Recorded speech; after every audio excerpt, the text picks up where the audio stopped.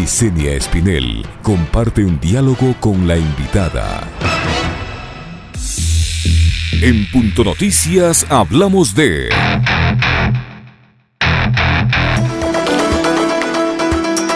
La guayaquileña Alexandra Peralta será la compañera de fórmula de Gustavo Larrea por Democracia Sí en las elecciones generales del 2021. Peralta es economista especializada en proyectos agrícolas y agroindustriales y tiene un diplomado en gestión administrativa. Fue viceministra de Agricultura, Ganadería, Acuacultura y Pesca durante 7 meses entre el 2018 y 2019. Para conocer de la propuesta de programa de gobierno, nos acompaña vía telemática. Bienvenida.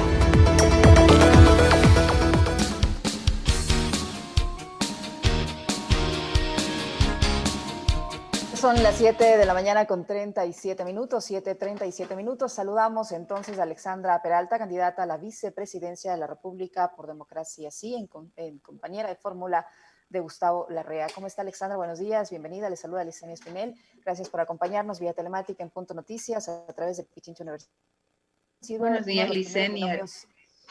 ¿Cómo le va? Buenos días, Licenia, a usted y a toda la audiencia. Muchas gracias. Le decía que ustedes han sido uno de los primeros binomios calificados por el Consejo Nacional Electoral. Hay algunos que están en trámite todavía para su calificación definitiva, un proceso que se lleva a cabo en medio de varios cuestionamientos. Para usted, bajo su criterio, ¿cómo está el accionar del Consejo Nacional Electoral en esta etapa del proceso? Bueno, creo que todos los candidatos ya quisiéramos saber quiénes nomás están en la lista, así que esperamos que la celeridad dentro de las calificaciones se den y que se proceda de acuerdo a la ley. Nosotros, gracias a Dios, pudimos hacerlo bien con el cumplimiento de todos los requisitos y fuimos el primer binomio calificado. ¿Qué ofrece el binomio de Democracia Sí? ¿Cuál es la propuesta de gobierno que quieren compartirla con los ecuatorianos? ¿Por qué se lanzan esta aventura electoral en momentos en que el país atraviesa una situación bastante complicada en lo económico y también en lo sanitario? Bueno, yo creo que la situación que vive el país es precisamente el momento en el que aquellos que como yo, y perdón que hable en primera persona, durante 25 años he venido haciendo trabajo de desarrollo en el sector rural, apoyando a pequeños productores a salir de la pobreza, luego en el sector agroindustrial y en la consolidación de mercados internos y externos.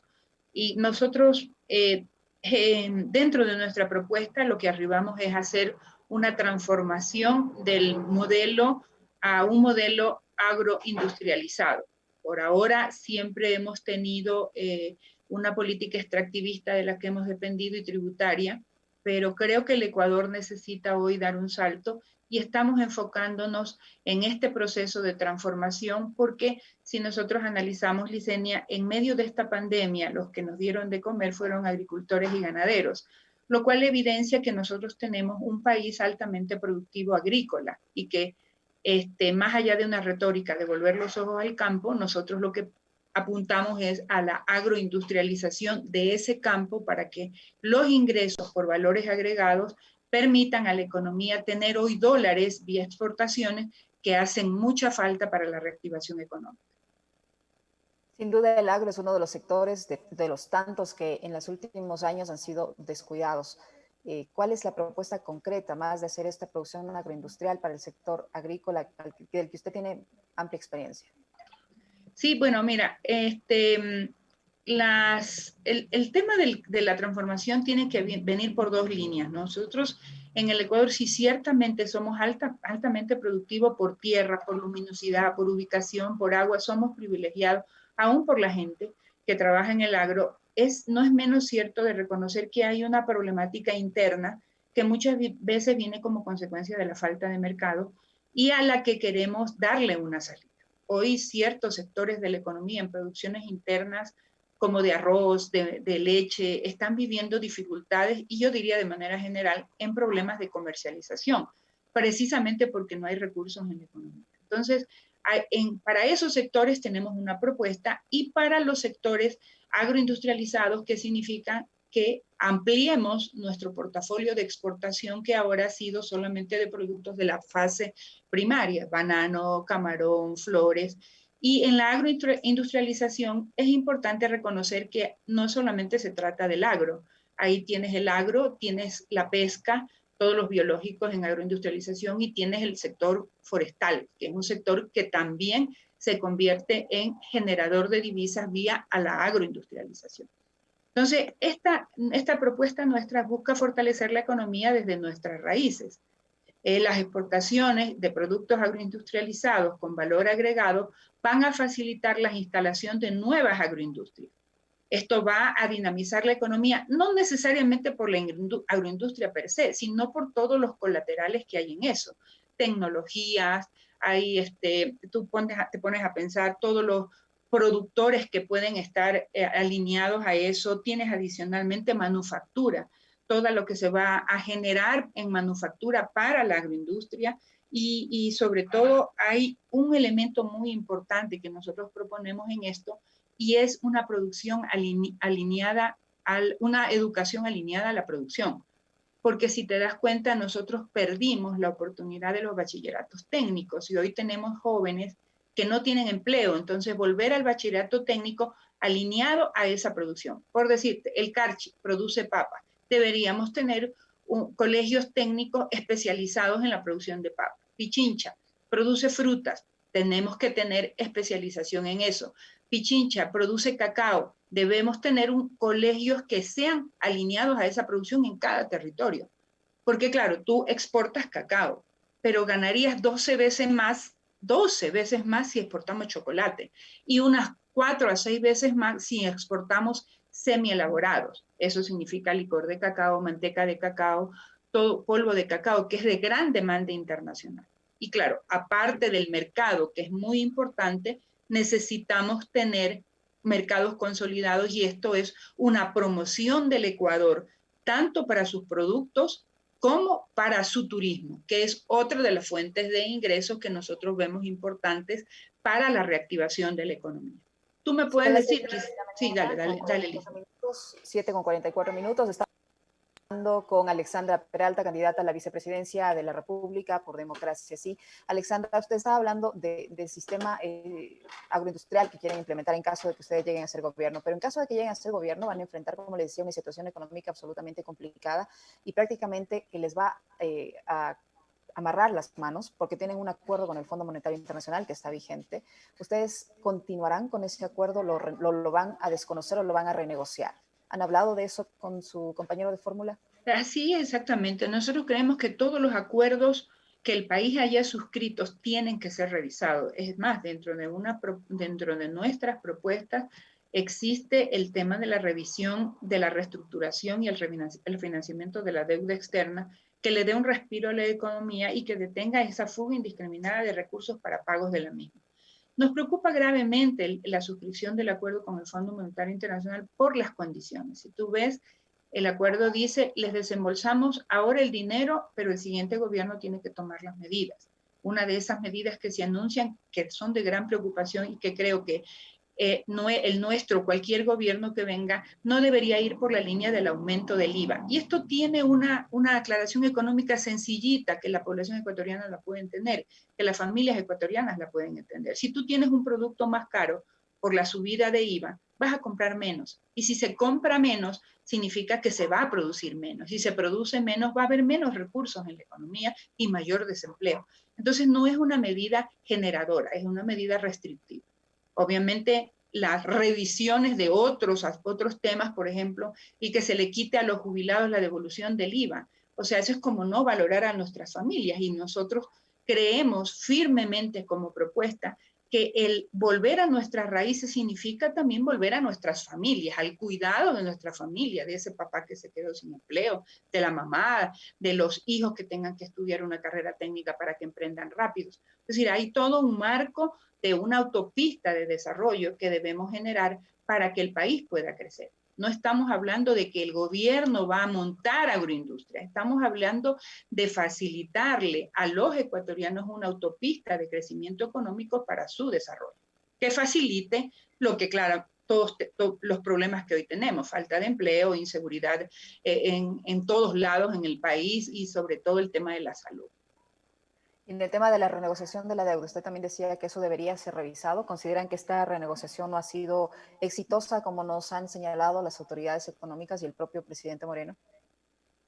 Claro, las revisiones de todos los procesos de contratación en deuda deben ser revisados. Creo que un gobierno no puede llegar a decir esto está bien o todo está mal. O sea, tenemos que revisar aquello que esté malo. Sí, nosotros nos queremos enfocar en el proceso de reestructurar y refinanciar esa deuda a largo plazo para que la economía pueda respirar y tengamos recursos para reactivarla. Si no tenemos recursos, o sea, los ecuatorianos tenemos que tener algo tan sencillo como este. En una economía dolarizada nosotros vivimos por dólares. Y si no traemos dólares vía inversión o vía exportaciones, ¿de qué otra fuente nos va a quedar? ¿Más deuda? Ya no aguantamos más. O sea, los niveles de deuda, la cantidad de deuda que tenemos, 59.000 millones de dólares más los 6.000 millones adicionales del Fondo Monetario, han hecho que hoy tengamos un hipotecado, digamos que prendado el 61% en deuda de nuestro Producto Interno Bruto. ¿Cómo subsiste? O sea, es sencillo si un padre de familia gana $400 y resulta que ya está endeudado por 250, con 150 no alimenta a su familia y no vive, por eso tenemos restricción. Y ahí tenemos que hacer un cambio. Tenemos que revisar los acuerdos suscritos con todos los países, no solamente con el Fondo Monetario Internacional. Alexandra Peralta significa Moreno, y le pregunto esto, ¿son la candidatura oficialista de una u otra forma, se puede decir? Y le pregunto esto porque el señor Gustavo Larrea ha sido hombre de absoluta confianza del presidente Moreno. En una primera etapa del gobierno actual se decía incluso que el señor Larrea era quien gobernaba detrás del sillón del presidente Moreno. ¿Ustedes son el continuismo del actual régimen? La verdad que no. Yo quiero decirte una cosa, y es que si bien es cierto, Gustavo Larrea se abanderó del tema del 7 veces sí, hasta allí fue su vinculación, porque luego el gobierno actual no actuó con la celeridad que el país necesitaba. Y ahí hubo un desplazamiento, no se hicieron las reformas por las que venimos peleando ahora y proponiendo, sobre todo la reforma educativa, la reforma en el sistema de salud, que fueron temas de quiebre y que definitivamente marcamos un territorio, y de hecho yo también lo hice. Tú decías que había trabajado 7 meses en el Ministerio de Agricultura, realmente yo trabajé 5 meses, 29 días. ¿Por qué razón? Porque la urgencia que el país necesitaba no era la que el ministerio estaba teniendo. Yo venía trabajando en el tema de la reconversión productiva, identificar más productos para exportación y salir rápidamente a mi emprendimiento para descubrir y darme cuenta que efectivamente el salto al que debemos dar es al de la agroindustria, porque esa es la generadora de riquezas.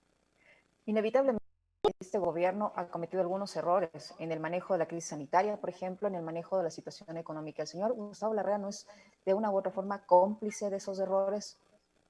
Yo creo que, quiero insistir otra vez en este tema, la posición de Gustavo fue realmente hasta la consulta popular. Luego de la consulta popular hemos desmarcado, creo que coincidentemente, nuestra separación, no en la posición de decir, ok, ya aquí nos vamos. O sea, nos separamos porque hay mejores cosas que hacer y en la planificación de esto, las reformas de leyes. De hecho, nosotros durante todo este tiempo hemos venido trabajando con uno de los jurisconsultos que lidera nuestras candidaturas a asambleístas nacionales, que es el doctor Javier Zabalaega, en la revisión de todas estas leyes que tienen que implementarse para que el país pueda entrar a esta autopista de crecimiento económico que realmente requiere. Y eso significa cambios en leyes de la economía popular y solidaria, leyes en la agroindustria, una ley de desarrollo agrario, un montón de leyes y la generación de fondos que incentiven la economía. De hecho, puedo contarte que para la solución del tema lechero nosotros estamos planteando la creación de un fondo de competitividad que permita en este momento compensar lo que no se está pudiendo vender en el país y que lo podamos vender hacia afuera para solucionar un problema de 1,5 millones de ecuatorianos vinculados al sector lechero. Lo mismo pasa con el maíz, lo mismo pasa con el arroz y mucho más con el arroz, porque hoy en nuestro Ecuador, con menos recursos, necesitamos rápidamente activar productos que podamos vender hacia afuera, porque internamente está contraída.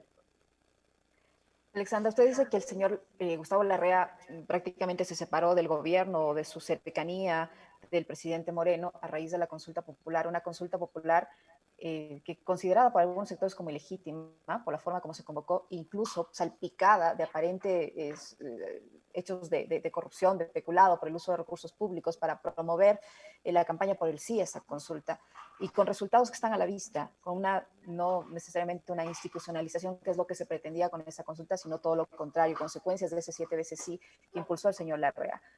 ¿Usted cree que esa es una buena carta de presentación hacia el electorado ahora? Yo creo que el gobierno del presidente Moreno perdió la oportunidad de recuperar la institucionalidad que se requería. Y creo que si la población ecuatoriana, los ecuatorianos eligieron por esa alternativa, lo que había era que tomar rápidamente las riendas del país y aplicar las reformas que el país necesitaba. Vuelvo a insistir, si tú tomas una acción hasta un momento y luego de eso no se cumple con el proceso, entonces es como que generas una ley y no tienes un reglamento, es decir, un saludo a la bandera.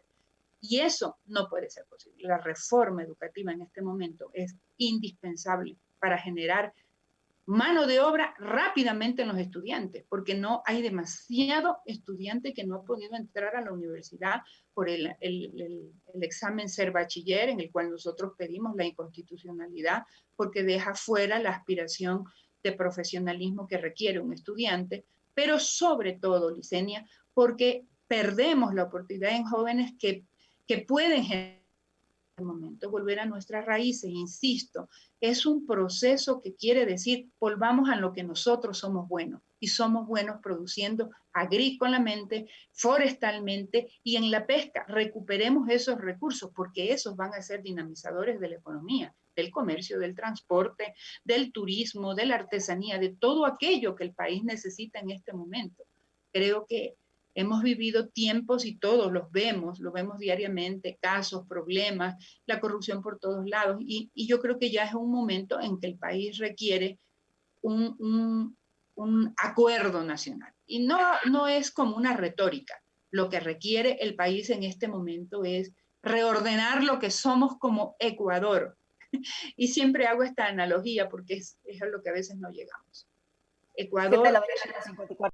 Estamos conversando con Alexandra Peralta, candidata a la vicepresidencia de la República por Democracia. Sí, Alexandra Peralta, usted mencionó hace unos instantes que la corrupción está por todos lados. Esta administración, de la que fue parte el señor Larrea, aunque no con un cargo oficial, ofreció al inicio de su gestión una cirugía mayor contra la corrupción, pero resulta que al pasar de estos más de 3 años, es todo lo contrario, está salpicada por hechos de corrupción que prometió combatir: reparto de hospitales, ferias de insumos médicos en medio de una pandemia sanitaria, etcétera, etcétera, etcétera.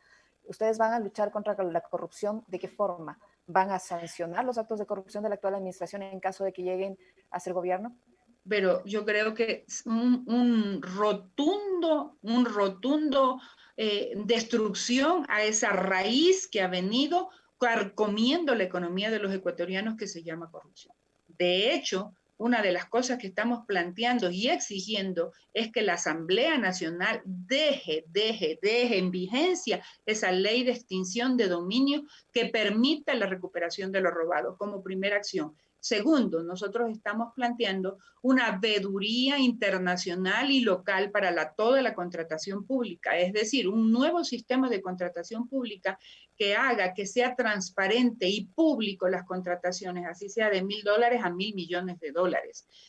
Adicionalmente a esto, nosotros estamos proponiendo la creación de que el país asuma la norma antisoborno, esa norma que podría blindar todas aquellas oportunidades en donde, por ejemplo, modelos de negocios de contratación tengan que salir del esquema de contratación, porque no se puede contratar a dedo.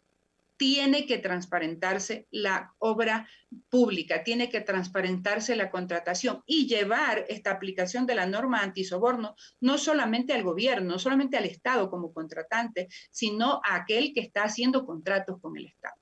Y combatir esta corrupción, eso es ineludible, esto es lo que hay que hacer. Yo creo que hay muchísimo que hacer por el Ecuador y se podría hacer. Podríamos no tener problemas de falta de medicamentos, podríamos tener más hospitales, más subcentros de salud en medio de la reforma. Todo esto si no se robara. Y eso es lo que hay que combatir.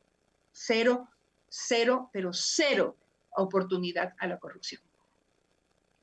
Le preguntaba si va a sancionar en un eventual gobierno de democracia, si se va a sancionar o se va a profundizar en las investigaciones, por ejemplo, del tema este del reparto de hospitales, que parece que no se va a llegar, al menos en lo que va de esa gestión, no se va a llegar a los verdaderos responsables y se va a quedar con los, no precisamente con los peces gordos, sino con las sardinas.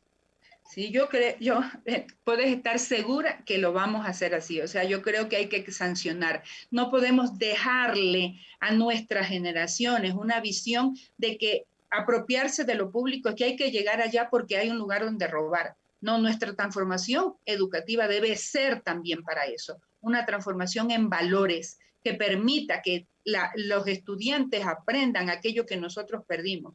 Ética, cívica, moral, defender y cuidar lo ajeno, mucho más que lo que fuera propio. Y eso tiene que implementarse. Mucha gente dice, sí, pero eso va a demorar mucho, pero hay que hacerlo. Hay que hacerlo y eso significa también, como tú dices, sancionar a los culpables, sancionar a todos aquellos que han tomado los dineros públicos porque han privilegiado el uso del dinero en vez del cuidado de la gente. Y ahí hay muchos elementos, no solamente el tema de los hospitales, de todos aquellos actos de corrupción que han habido, que tienen que ser sancionados con todo el rigor de la ley.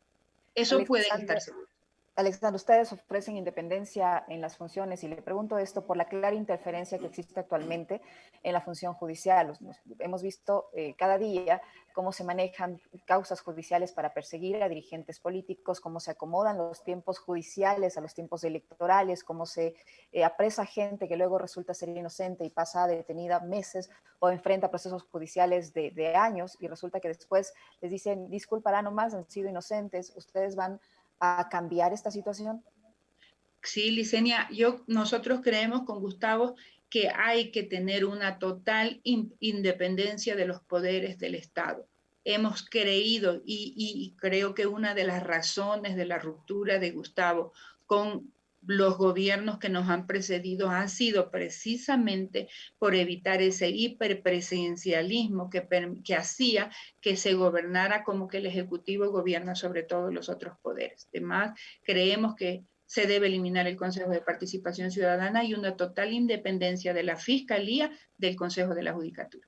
No me quiero adentrar mucho, yo soy experta realmente en temas agrícolas y agroindustriales, pero sí te quiero reiterar que tenemos a un grupo de jurisconsultos ahora mismo trabajando en todo aquello que desentrabe un proceso que tiene que ser independiente. ¿Cómo va el tema de la campaña electoral? De acuerdo a la consulta que formulamos para este diálogo a nuestros amigos oyentes de quienes nos siguen a través de redes sociales, que fue la siguiente: conoce el plan de gobierno del binomio de Democracia Sí. Un 28% dice que sí, frente a un 72% que dice que no. ¿Cómo va esa campaña, Alexandra? Se me cortó un poco sobre la pregunta del 28 y el 72, que fue lo que te escuché. Ya, le decía que para las entrevistas que hacemos en nuestro espacio siempre hacemos un interrogante a nuestros amigos oyentes y a quienes nos siguen a través de nuestras redes sociales. Y para el diálogo con usted, Alexandra, les preguntamos si conocen el plan de gobierno del binomio de Democracia Sí. Y la respuesta a esta pregunta de la gente es que un 28% dice que sí lo conoce, frente a un 72% que no la conoce. Es decir, la mayoría de las personas que se han pronunciado no conocen el plan de gobierno de Democracia Sí. Por eso le preguntaba si ya están en campaña, si ya están difundiendo ese plan de gobierno por diferentes frentes. Sí, Licenia, o sea, realmente, y yo en eso quiero agradecerte la invitación, la forma de hacerlo. La pandemia no nos deja mucho camino, sin embargo, el medio de comunicación, la prensa, cumple un papel importantísimo en presentar a la ciudadanía alternativas. Nosotros nos presentamos con una propuesta coherente, sensata, en medio de todo lo que pasa, y lo estamos difundiendo en redes. Estamos visitando todo el Ecuador, estamos recorriendo todas las provincias, y yo creo que el trabajo que hacen también los candidatos asambleístas es muy importante. Democracia Sí tiene una estructura bien concebida en el país. Yo quiero solamente recordarles que no somos nuevos e improvisados. Ganamos en las últimas elecciones 34 alcaldías, 6 prefecturas, 2 solos y 4 en alianza, 1.436.000 votos. Estamos en 22 de las 24 provincias con candidatos asambleístas, y el trabajo que estamos haciendo es difundir de manera coherente y unificada con los asambleístas la propuesta. Así que, ¿qué te puedo decir? Mil gracias a ti por este tiempo y esta oportunidad de poder decirlo, y que el Ecuador vea que hay una propuesta seria para poder combatir aquello que todos queremos, la pobreza, la exclusión y todo este mal y el flagelo que a veces yo lo veo en todos lados en mis recorridos, el problema de la drogadicción, la fragmentación familiar. Si ya vamos a esos niveles, nosotros creemos que hay un Ecuador que tiene que unificarse. Y reordenar sus letras en Ecuador es sencillo, Licenia. Si tú reordenas Ecuador, dice acuerdo, y necesitamos un gran acuerdo por la paz. Muchísimas gracias, Alexandra Peralta, candidata a la vicepresidencia de la República por Democracia Sí. Ustedes la han escuchado y pueden sacar sus propias conclusiones. Gracias, Alexandra. Muchas gracias a ti por la entrevista. Buen día. Punto Noticias. Audaz, versátil, frontal, comprometido con usted.